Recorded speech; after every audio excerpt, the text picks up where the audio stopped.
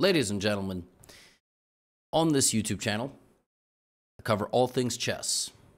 In a couple of days here in November of 2024, we've got the World Chess Championship. I'll be covering that. I cover anytime Magnus Carlsen breathes or even has a thought. I cover AI games. I cover low elo games. I cover everything in between. One other thing that I cover here is cheating in chess. And today, I have a particularly hilarious video for all of you. There's a little bit of a story to this video. In fact, the idea for this video was born at around 10 o'clock at night yesterday. How? Well, you see, I've got friends and family who also play on chess.com. And every now and then, they ask me to analyze one of their games. They ask me for tips. Why wouldn't you? I'm the internet's chess teacher. You've got direct access to me. So I was looking at a game. I was analyzing a game. When I discovered that the next person that this individual played happened to be cheating. I just discovered a person who freshly started cheating on chess.com and was banned. And I needed to get to the bottom of this. Why did this person start cheating? And I found one of the best games I've ever seen. A 93-move chess game. An anime of a chess game. A movie of a chess game. And then this person started cheating and was banned only 4 games later. And that's what I'm going to show you in today's video. All right, this is just a sensational saga. So we've got cheater, not yet. And listen, I have a big channel. I always wonder about things like, what if somebody watches this video and they were the person that was banned? And you know, look, what I'm going to say is, don't cheat. Don't do it. It's not a good thing. I understand chess can be very frustrating. I understand you might be losing half the games. You might be tilting. Just don't cheat. It's just not good, all right? It's not good. And you don't realize how obvious it looks, especially at lower elo, all right? So I'm covering this because it's very funny to me. And I understand it, all right? And all of us can feel like this person will feel in this game. This all starts between the cheater, who's not yet cheating. This is their last game. And they played a Greek guy. All right? Everybody's anonymous. And this is how the game went. It was a 15-minute game.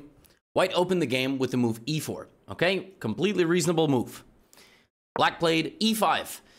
That's how you know you're in 700 territory. Knight f3, knight c6. Here, my favorite opening at beginner level. Ponziani, love it, but, you know, my favorite opening even before that is the Vienna. I've got courses on it. But this person plays the Scotch, which I also have on, I will be having on Chessly 2.0, which comes out December 13th. My revamped educational platform, one of the courses there is the Scotch. You can check it out. And Black plays knight f6. Knight f6, not a good move. It's not a good move. It's not a losing move. But, you know, the best thing for White to do now is to take on e5. Black takes, and then White can play like bishop c4, setting up all sorts of very nasty ideas on f7. But okay, I mean, White plays d5. I can't complain about this move. And, you know, Black plays knight d4.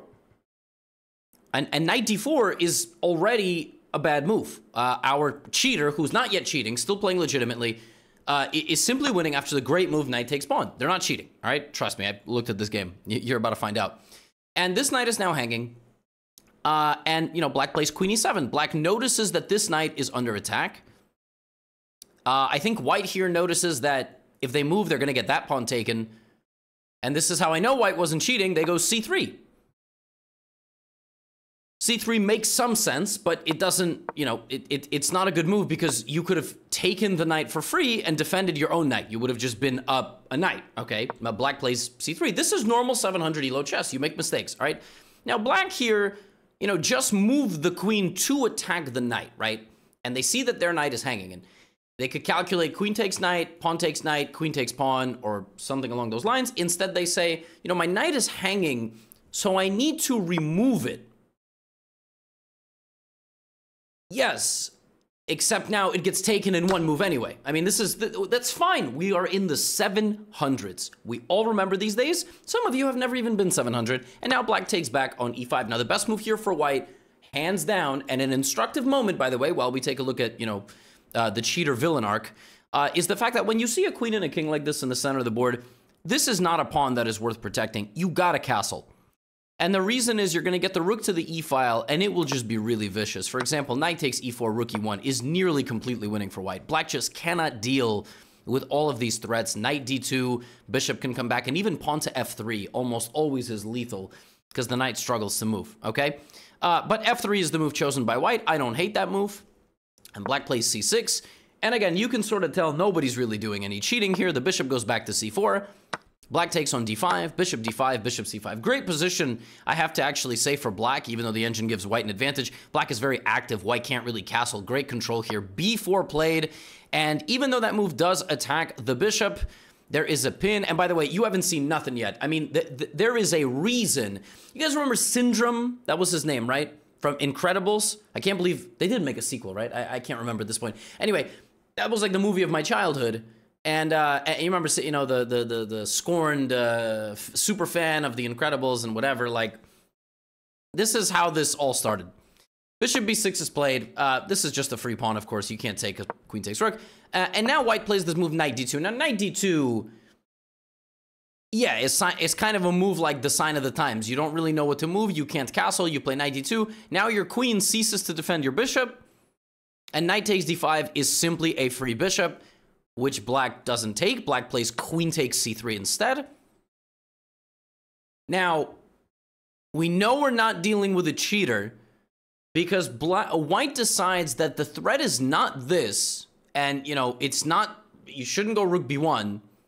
You should go queen e2.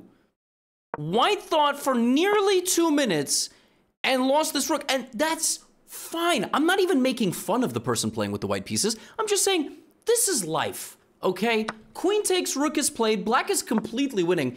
White clutches it with knight to b3, queen c3, darts out of the position. I mean, white is just busted up here. Queen c4, but you haven't seen anything yet. And there's a reason you haven't seen anything yet, okay?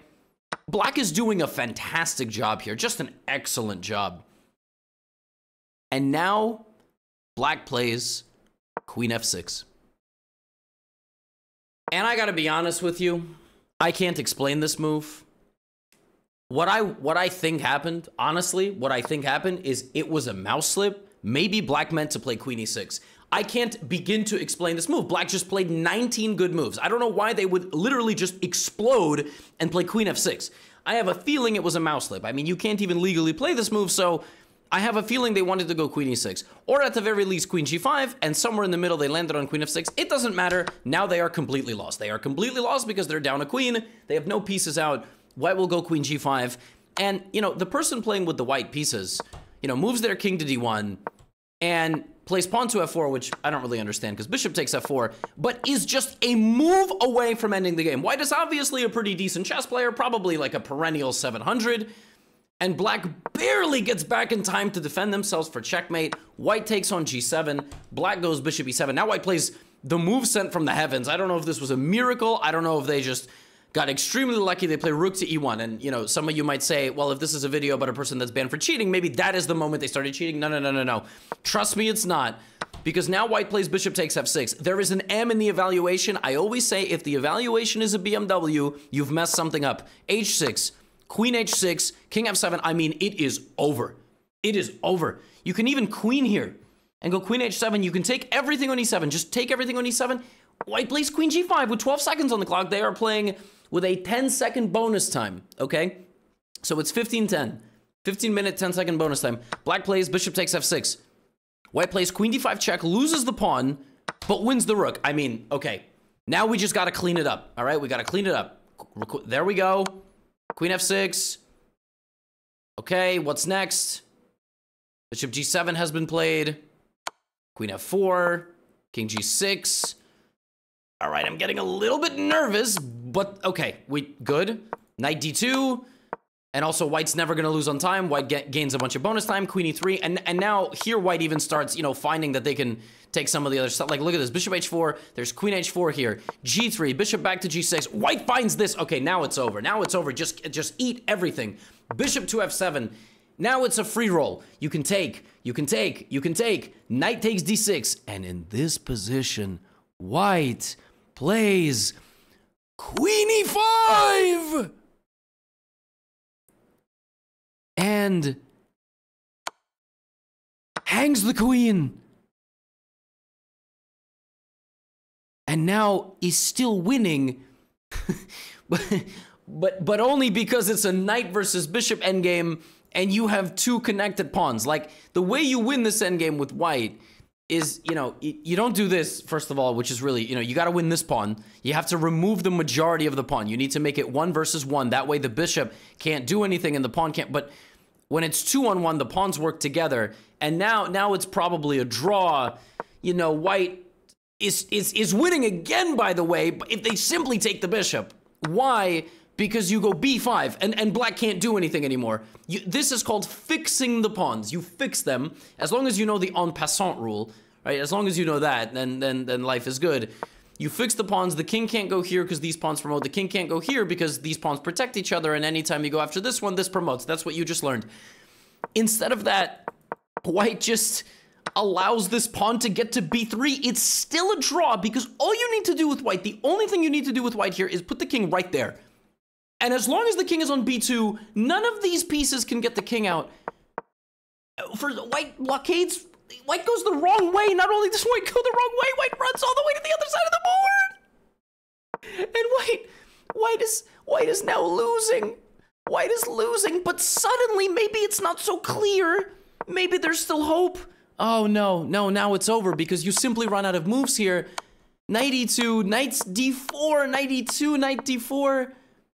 And the knight goes the other way. And even here, I was not convinced that black would figure this out. I mean, you can still stalemate here. And let me tell you, this still took 15 moves. I mean, it was close. It was close to a stalemate a lot, but black kept finding good moves. Good moves is a generous term. And queen c7 mate. And listen, all of us have lost games like this. All of us have lost games like this. Some of us, when we lose games like this, we uninstall the chess app. We try to delete our account. We don't play a game for a week. Some of us go on a bender and play more. Some of us are really good losers. Some of you lose a game like this and go, let me figure out why I lost that game. And what's funny is that obviously, you know, you boil it down to the queen blunder, but even after the queen blunder, it's kind of interesting. Like, you can learn something from this endgame, how you got to get rid of the pawn majority, but that's impossible to do at this level because there's a free pawn, you're on tilt, etc. You also don't have a lot of time with white. Anyway, point being, white loses this absolutely heartbreaking game and cheats non-stop for the next 4 games. They were out for blood. They were out for revenge. And if this person is watching this video somehow and recognizes their own games, I get it. I censored your name for a reason. All right? If you're out there in the world, and if any of you are out there in the world, because listen, by the percentages, these videos get a lot of viewers. Some of you watching this have cheated at the game of chess. And cheating can be, you know, looking at the engine and copying the moves. It can be looking at your opening course. Playing a chess game while looking at an opening course you bought is cheating. You can't do that. And a lot of you do that. It's a thing, because you really want to play your opening correctly. Just don't do it. All right? Now, watch as the level shifts. And the reason why I find these things funny is because y'all don't even realize, like, the level at which you're playing, right? But we're gonna learn some stuff even from these games. So, cheater plays e4, Neil is next to part. I don't know, I just take parts of the username. I try to censor everybody's name. Unless I'm covering, you know, Grandmaster games. We have a French defense. We have e5. Now, this is already a slight inaccuracy, not at the beginner level, unless you play c5. And now you fight for the center with a wing pawn, and you immediately create this. d4 is a mistake because you get your queen out. It's immediately punished with the knight move. And now, any normal person here, if I asked you a question, hey, I say black to play, there's a tactic here. There's a tactic here. Tactic. Checks, captures, attacks. Queen a5, free pawn. Autopilot, queen, it's a free pawn. You win a pawn. Queen a5 is the second best move according to the computer. You know what the best move is? f6. The computer weighs the development of an extra piece higher than queen a5 check. This is why y'all shouldn't cheat, man, because this is not the same pay grade. Now the queen moves again. Neil, you got to move other pieces. You can't just play. By the way, on Chessly, we're gonna have a mini course dealing with how to deal with these early queen attacks and such. So now black plays bishop e7. Black's got 3 pieces out.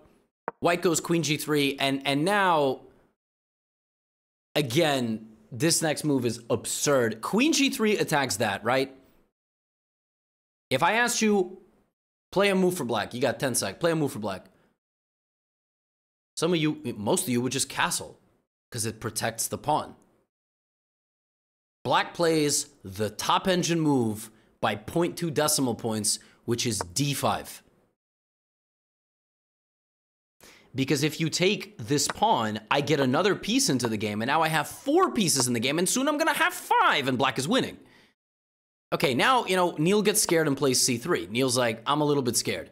Now black castles, and on bishop h6, very easy defense of the pawn with rook f7. We have bishop b5, and at this point, you know, the position is dominant for black. White has done a very poor job developing, and knight e4 comes in like the Terminator. That's an attack on the queen. The queen may need to leave the g file, at which point the bishop will be taken. We have queen g4, but now knight takes f2. The black rook plays defense both on this, and, you know, white is going to lose material. Knight f3, I take the queen. Here, even a 700 could play the rest of the game, but black plays... There is a bishop ready to perish, either at the hands of knight h6 or pawn h6. You literally just move knight g4. Obviously, you would play knight takes bishop. Black plays this, because knight takes bishop is minus 9.4, and queen b6 is minus 9.7. Minus 9.7. Because the bishop is not going anywhere, so you might as well... I mean, engines are just hilarious, right? Bishop c6, and now bc6. The bishop goes back, queen b2, and listen, this is child's play. Hopefully, whatever elo you are. Knight e5. This is a free rook. Most of us would go here, take the rook, and then take the rook. Yeah, but the only move here that's m6, like the BMW, is bishop to a6. And that sets up a mate, sets up various attacks. Black, you know, of course, gets the mate on the next move. White thinks, oh, what a dummy, he hung a knight. And our cheater just absolutely 99.8%. Absolutely no mistakes. But look, white played a kind of a bad opening. And the thing is, when folks are cheating, like I always say, I love looking at the level disparity. Just like how funny cheating looks at the 700 level.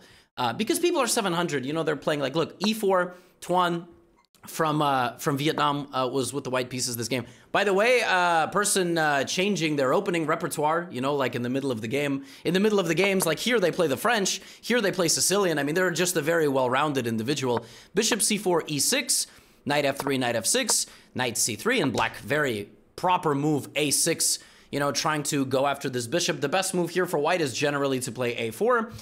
White instead plays d3, which is fine. We now have b5, bishop b3. Most people here would follow up with the very natural bishop to b7, but d5 is the best move because now you are threatening c4. This is why white should play a4. This is why if you're going to put a bishop on c4 in the Sicilian, you need to not allow the bishop to be bullied. In general, avoid putting bishops in the center when the opponent has not yet committed their pawn structure. Since the black position has not yet been committed, by putting the bishop there, you simply expose it, whereas e5, bishop c4 makes a little bit more sense. Anyway, none of that matters because in this game, black immediately traps the bishop. And not only does black immediately trap the bishop, you know, black doesn't even take the bishop. Because the best move in this position, you know, is to protect your king, which here at least makes sense, obviously. You castle. Now white plays rook to d4, which, you know, I gotta tell you is really, really nice. You're trying to double the rooks, and maybe you're trying to go for an attack. White realizes I am losing, right? So now cb3 is minus 3.4, but knight to c6 before cb3 is minus 3.44. So we gotta go knight c6. The rook goes here. This is excellent and creative play for a 798. Now we take the bishop. Now we develop. We're developing a piece and defending our king. Rook to d1. I wouldn't say anything else about this game was too exceptional. It was just completely surgical. Backwards bishop move to attack the queen. Queen d7. Trade. You know, white plays bishop takes f6. White plays rook f4. We have bishop h3. a3 is just, you know, I mean, you're trying to just make any move. And black just gets rid of the knight and ends the game in style with pawn to g5. And you may wonder, what is so special about pawn to g5? And here white resigned. The rook is hanging. Rook can't really go anywhere. If knight takes g5, rook e1 is made. But if the rook goes to f6, I just play g4. I don't care about the knight, because if you take it, you can't stop checkmate. Your king is completely shut down. I mean, this is like, you know, rip your heart out of your chest, robot arm style chess. The next two games were also very funny. Now the person cheating is playing with the white pieces. And this game was played the way Magnus Carlsen would beat a 700 if the 700 was like a family friend that played him at like a Norwegian Christmas gathering. Okay, like this game is the Carlsen household. Do Norwegians celebrate Christmas? I don't know. Like whatever, you have like a national holiday. They probably do. You're celebrating Christmas with the family. You have like a 6-year-old relative named Rudy, who's Canadian, but also Norwegian. He's like, Magnus, actually he would say Magnus, because that's how they say it. So Magnus, can we, you know, play a game? And Magnus is like, okay, sure. And then this kid never wants to play another game again. So this game plays e4, c6. It's c4. Okay, he tries to play the, you know, like a Panov Karl Khan. e5, knight f3, and immediately breaking in the center. Already white has a positional advantage. We have pawn takes, knight takes, and now black makes a fatal positional mistake. Of course, not a fatal positional mistake at the 762 level, but when the other person is on the other side with the chess equivalent of a bazooka, you know, so c5. And this is a mistake for one reason and one reason only. Now, I would love to take a quiz of people who watch this one day and go, where should we move this knight? b5, b3, c2, e2, f3, or f5. Obviously, we're not going to lose the knight. There are 6 squares you can retreat to. To be honest, they're all kind of okay. But there's one better than the rest. And the reason for this one, I'll show you in a second. It's knight c2 is the best move in the position. Because this is a weak square. This is a backwards pawn. A backwards pawn is a pawn that has neighbors, like this one, but they moved past it. And now that pawn is stuck. It's stuck because the enemy controls the square too convincingly and it can never go forward and it doesn't have anything left defending it, any pawns. So it's kind of a pawn that was left behind. Every other pawn is not a backwards pawn, right? Because they can, you know, they can move forward, all right? So that's what I'm talking about. Now, white now shows why the knight needs to go here because it can go to e3 and control it even better. And if black plays knight f6, frequently this bishop even comes in, takes the knight goes to e3, very common positional idea. White plays bishop f4, bishop e7, bishop e2. And to be honest with you, I think I was like analyzing this game in particular. And I was like, oh yeah, 100%. Like this has to be cheating. Like there's no, so castles, all right. Queen d2. I mean, so far, you know, you could chalk it up to, well, you know, because people watch these videos, sometimes they go, how do you know they were cheating? Because now we live in a time in the world where you can't just, like, accept that something is reality. Like everybody's trying to challenge everything because you feel like nobody's trying to tell you the truth. So everyone's like, how do you know he's cheating? Like, listen, I made a video about a phone in the toilet. You know, there was, like, this cheating incident that happened in the tournament in Spain. And the person, I think, came out and admitted it, basically, and apologized. But the comments on that YouTube video are like, they were set up. We live in this type of era now, you know? So, yeah, this game really sealed it for me. So, at this point, there is plausible deniability. You know, white is just developing pieces. But now white goes castles long, and you just see that, like, you're playing perfect positional chess against the weakness. Bishop e2, queen e2, knight to b4. Now, this move comes in, right? The point is that if knight takes, pawn takes. That's as far as Rudy calculated because Rudy's 700, and that's completely understandable. And it's fine if you take and take. The best move in this position is to not focus on this anymore, but to focus on the pin and to strike with e5. And now black plays knight c2, and this sequence of moves is so absurd. This, you know, many of us, my first instinct when I see knight c2 is to probably take with the queen. But then I realize pawn takes that knight because this knight is not going anywhere, and now the bishop is hanging. So pawn takes f6 is an even better move. But it gets even better than that. Queen takes on c2, rook e8, rook d6, queen c8. Now, if I left you alone in this position and said, play this position with white and win it, you know, you guys would probably bring the second rook. You would probably put a knight on d5 and try to trade. Maybe you would start a kingside attack. You know what else you could do, though? You know what else you could do? You could sacrifice the rook, because it's the top line of the computer. And after this, black is left completely defenseless against the simultaneous threat of knight takes f6 and a knight c7 fork, immediately winning back material. So for example, rook e6, knight c7, and yet the best move here is not even knight c7, it's rook d1. And it's rook d1 because the attack on the black king is irresistible, and knight c7 is still coming anytime you want it. Rook takes f6, knight d5, f5 played, white went here, and black just resigned. I think black played king g7 and simply resigned the game. And this was another game that this person played at 99% accuracy. The last victim of the cheater. You know, like that last game was Magnus playing a relative at a get together. This one was just funny for one move in particular. Okay, I'm just gonna click through the game. You'll see the move. White takes the center, black playing tricky stuff. This is tricky 700 type of stuff. There's all these traps. You know, I bet a lot of people blunder this move here. And then, you know, Barry, you know, wins their rook. Yeah, but Barry doesn't realize he's playing, you know, the Terminator. Bishop d3 and knight f3, so now the queen is booted. And by the way, it's a lesson of how to deal with queen attacks. Pay attention, you know, defend your center. Castle, very, very principled. Now white just has a very dominant position. By the way, the reason that this is not hanging, white doesn't know why it's not hanging. It's not hanging because the queen can't protect the knight. If queen g6, you walk into the pin.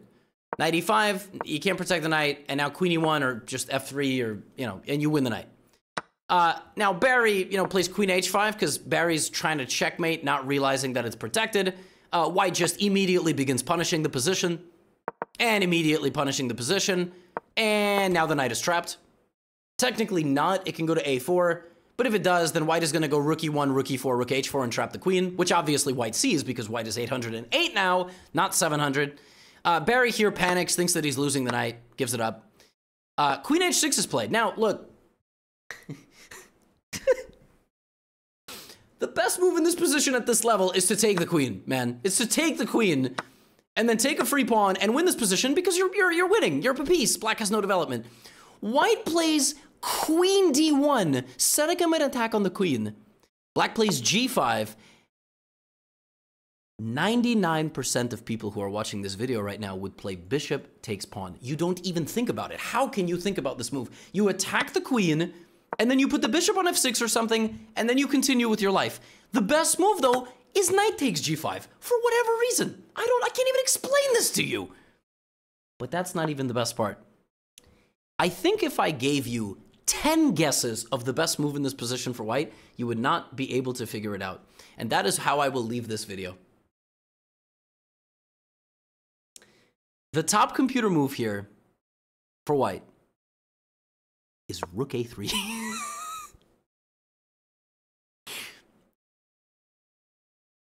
Because you want to bring the rook there, and you know, you'd think you can play rook e1, but you can't, because if you do, there's knight c6, and then if you try to, you know, play rook e3, then black can, you know, take your knight, and then if you play rook e4, well, then black can, like, attack these pieces, and it's not so...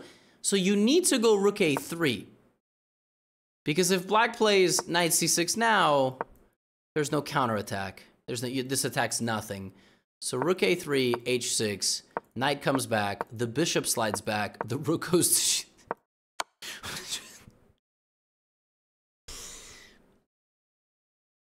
99.6% accuracy for the road, for the boys, for the girls, and this was the final game.